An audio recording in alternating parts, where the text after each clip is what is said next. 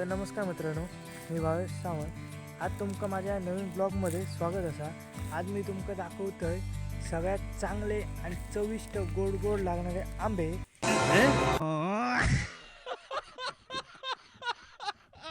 चला तर मित्रांनो, चलो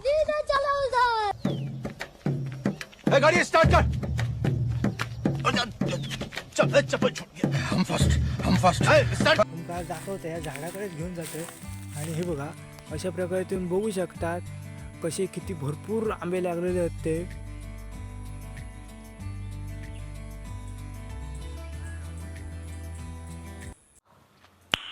नाइस. हे आंबे भरपूर लागलेले, थोडेसे मी काढलंय आणि आता घराकडे घेऊन चाललोय.